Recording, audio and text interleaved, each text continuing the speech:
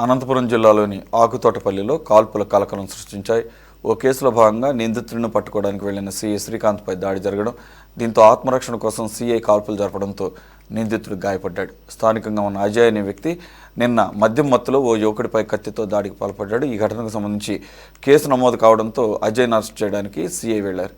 అయితే నిందితుడు సీఐ శ్రీకాంత్పై కత్తితో దాడి చేసి గాయపరిచాడు. ఆత్మరక్షణ నేపథ్యంలో సీఐ శ్రీకాంత్ తన సర్వీస్ రివాల్వర్తో కాల్పులు జరిపాడు. దీంతో అజయ్ కాల్ నుంచి తోట దూసుకెళ్లింది.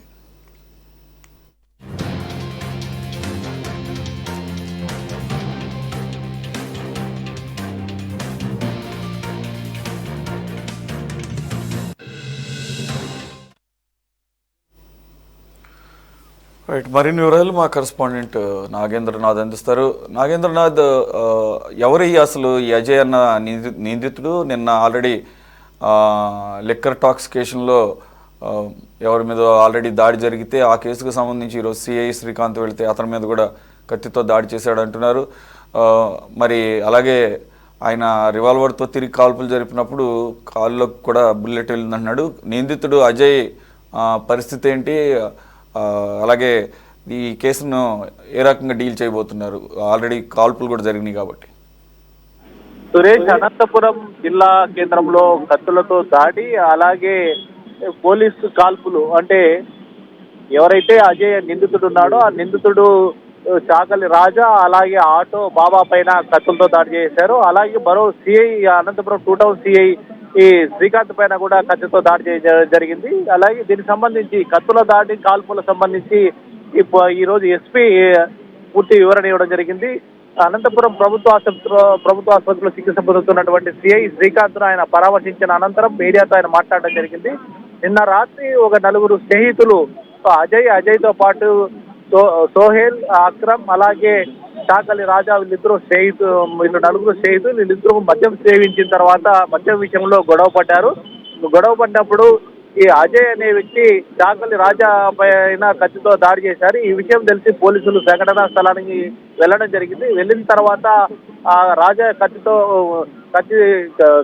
కత్తి గాయాలు ఉండడంతో వెంటనే అతన్ని ప్రభుత్వ ఆసుపత్రికి చేర్పించాము. ఆ తర్వాత మరి ఎవరైతే ఈ ముగ్గురు ఉన్నారో వారి కోసం గాలిస్తున్నాయి. ఈ రోజు ఉదయం అనంతపురం నగర సమీపంలోని టీవీ టవర్ వద్ద ఉన్నటువంటి షికారి కాలనీలో ఈ అజయ్ ఉన్నాడని తెలిసి అక్కడికి 5 మంది పోలీసులు ఆటోలో వెళ్ళడం జరిగింది, మఫ్టీలో వెళ్ళడం జరిగింది.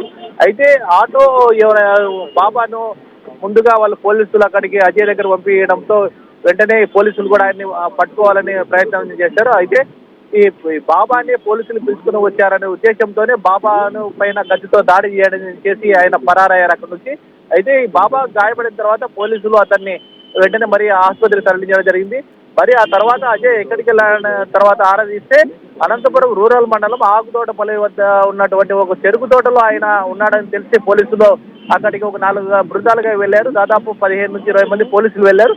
వెళ్ళిన తర్వాత లోపల నుంచి ఆయన చెరుకు తోటల నుంచి పెద్ద ఎత్తున బయటికి రాకపోవడంతో ఈ పోలీసులు పెద్ద ఎత్తున అక్కడ చుట్టుముట్టారు. ముట్టినప్పుడు శ్రీకాంత్ లోపలికి వెళ్ళి అజయ్ నువ్వు లొంగిపో, లేకపోతే చాలా ఇబ్బంది పడతావని చెప్పడం జరిగింది. గాల్లో కూడా కాల్పులు జరపడం జరిగింది. కాల్పులు జరుపుతానే తన పైన కాల్పులు జరుపుతాడనే ఉద్దేశంతో అజయ్ సిఐ పైన కత్తితో దాడి చేశారు. ఎప్పుడైతే సిఐ పైన 2 పర్యాలు దాడి చేయడంతో వెంటనే సిఐ కూడా అతని కుడికాలు మోకాలిపై కాల్పులు జరపడంతో అక్కడికి కుప్పకూలిపోయాడు. వెంటనే పోలీసులు అతన్ని అదుపులోకి తీసుకోవడం జరిగింది. అతను ఆసుపత్రికి తరలించారు. అలాగే సిఐని కూడా ఆసుపత్రికి తరలించారు. ఇది పోకిరి పనులు చేసిండే పని ఇదంతాను. ఇది మద్యంలో మత్తులో భాగంగా చేసిండే పని ఇది అజయ్కి గతంలో కూడా దొంగతనాల కేసులు, అనేక దొంగతనాల కేసులు కర్నూలు, అనంతపురం, పలు చోట్ల ఇతనిపై కేసులు ఉన్నాయి. ఇతను జులాయిగా తిరిగే వ్యక్తి, దొంగతనాలు చేయడం, వచ్చిన డబ్బుతో జులాయిగా తిరగడమే తప్ప ఇతను ఇలా వ్యవహరించే వ్యక్తి అనేసి ఈరోజు ఎస్పీ పూర్తిగా స్పష్టం చేయడం. అయితే ఇప్పటి వరకు నిన్నటి నుంచి ఈ రోజు మధ్యాహ్నం వరకు పోలీసులు పెద్ద ఎత్తున గాలించి వాళ్ళని పట్టుకోవడంతో అనంతపురం నగరవాసులు, అలాగే జిల్లా కేంద్రంలో ఉన్నటువంటి ముఖ్యంగా ఎవరైతే ఉన్నారో మొత్తం వారంతా ప్రశాంతంగా ఉన్నారని చెప్పవచ్చు. ఇది ఏదో అనంతపురం జిల్లాలో కాల్పుకు సంబంధించి గన్నుల డాన్ ఏదో జరుగుతుందనేసి పెద్ద ఎత్తున పుకార్లు వచ్చాయి. ఏవైతే పుకార్లు వచ్చాయి ఆ పుకార్లు ఇవి కేవలం పోకిరీలతో చేసిన పనే తప్ప ఇది ఎటువంటి పుకార్లను మీరు నమ్మవద్దండి. ఇక్కడ గన్ను డన్ అనే వ్యవహారం ఎక్కడా లేదు ఇక్కడ. కాబట్టి కేవలం పోకిరీ చేసిందే పనితో ఇదంతా జరిగిందనేసి ఈరోజు జిల్లా ఎస్పీ స్పష్టం చేయడంతో అనంతపురం జిల్లా ప్రజలు ఊపి ఊసుకున్నారని చెప్పవచ్చు Suresh. Okay, right, thank you. 7:30 సమయంలో అరవింద్ నగర్ చర్చి దగ్గర చాకల రాజా అనే అతన్ని దేవరకొండ అజయ్ అండ్ సోహన్ అండ్ అక్రమ్ ముగ్గురు కలిసి సోహెల్ A1 వచ్చేసి అజయ్, A2 సోహెల్, A3 అక్రమ్, ఈ ముగ్గురు కలిసి చాకలి బాబా అని చాకలి రాజా అనే వ్యక్తిని రాత్రి నిన్న పొడిచినారు కత్తితోటి. హాస్పిటల్ అడ్మిట్ అయినాడు. ఆ రాజా ఇచ్చిన స్టేట్మెంట్ కంప్లైంట్ మేరకు కేసు 307 కేసు రిజిస్టర్ చేసినాం. 274/25 అండర్ సెక్షన్ 307 కేసు రిజిస్టర్ చేసాం. అతన్ని పట్టుకునే కానీ నేను, మా ఎస్ఐ గారు అండ్ మా సుధాకర్ కానిస్టేబుల్ అండ్ రఘు పాండవ ఒక 5 మంది స్టాఫ్ ఒక ఆటోలో పోయినాం. మఫ్టీలో ఈరోజు ఉదయం అతను పట్టుకునేకి రాత్రి పొడిచాడు. అతను 307 కేసులు ముత్తాయి. సరే ఫెరోసిస్గా ఉన్నాడు, అంగా ఇది చేస్తాడని ఇమీడియట్గా పట్టుకొని రిమాండ్ పెట్టాలనేసి ఈరోజు ఉదయం మా ఇన్ఫార్మరు బాబా అని ఒక ఆటో డ్రైవర్, అతను మరొకమ్మ కాలనీ ఏరియాలో ఉంటాడు, అతన్ని ఆటో ఎంగేజ్ చేసుకొని టీవీ టవర్ పక్కన శికారి కాలనీ ఉంటుంది, ఆ ఏరియాలోకి పోయినాక మేమంతా మా ఇన్ఫర్మేషన్ ప్రకారంగా ఆడున్నాడని సమాచారం మేరకు పోయినాము. మేమంతా రౌండ్ చేసినాం. అతన్ని రౌండ్ చేసినాక ఈ బాబా అతను కొద్దిగా సడన్గా వాడికి అంటే అజయ్ A1 అజయ్కి ట్రేస్ అయినాక నన్ను పట్టుకునేకి వస్తావరని చెప్పేసి అతన్ని బాబాని కడుపులో పొడిచాడు. ఎగ్జాక్ట్లీ కడుపులో పొడిస్తేనే అతనికి ఆ పెద్ద పేగులు బయటకు వచ్చాయి. మేము పట్టుకునే ఇమీడియట్గా మేము వచ్చి ఒక 20 మీటర్స్ దూరంలో పట్టుకునే ప్రయత్నం చేస్తే అంతలోకి ఆ పక్కన లేడీస్ ఉన్నారు శికారుల్లో, వాళ్ళని కూడా పొడిచే ప్రయత్నం చేసినారు.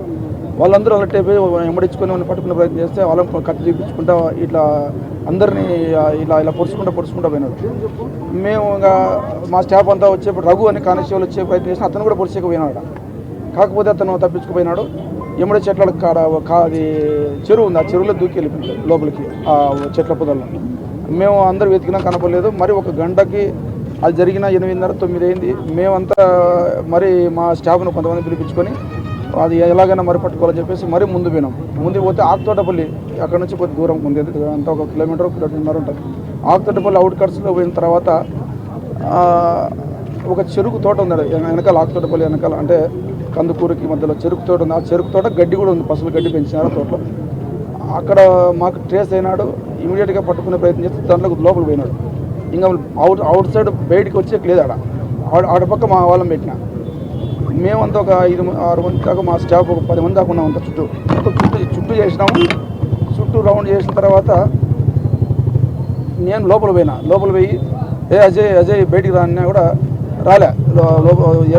మనిషి కనపడదు, అంత దట్టంగా ఉంది. చెరుకు తోట మాదిరి ఉంది తోట, చెరుకు తోటే. మేము నేను దగ్గర పోయినాను, అనుకున్నాడు. సక్కని కత్తి తీసుకుని ఇట్టేసి పొద్దున ఏ కత్తి వాడినాడు, నిన్న ఏ కత్తి ఆ కత్తి పట్టుకొని వాడుతున్నాడు. సక్కని ఇట్లా వేసేసినాక రే ఆగరంటే కొద్దిగా ముందుకు మరి ఆ చెరుకు తోటలో కనపడలేదు మగం. మరి రెండోసారి పొడిచేకి వస్తే నేను నా వెపన్ ఇలా పెట్టుకున్నాను. ఆ వెపన్ తోటి మోకాళ్ళకి అతని కుడి మోకాళ్ళకి బుల్లెట్ దించా కొట్టేసరికి ఆ బుల్లెట్ కుడి మోకాల నుంచి బయటకు వచ్చేసినాడు. అప్పుడు అతను ఆగిపోయినాడు పూర్తిగా, ఇంకా ముందు పోలేని పరిస్థితి. మా స్టాఫ్ చుట్టుపక్కల మా స్టాఫ్ చుట్టూ ఉంది, ఇంకా వాళ్ళకు కూడా వినపడకోకుంది. మేము లోపల అంత మధ్యలో అంత ఇదిగా ఉంది. రాను అంటే వాళ్ళు వచ్చాక నా కాడకు వచ్చాక 1 మినిట్ 1.5 మినిట్ 2 మినిట్స్ పట్టినది. ఆ మూటి నుంచి ఆ ఇటు నుంచి అతను అటు సైడ్ పోయినా ఇటు పక్క పడుకున్నా.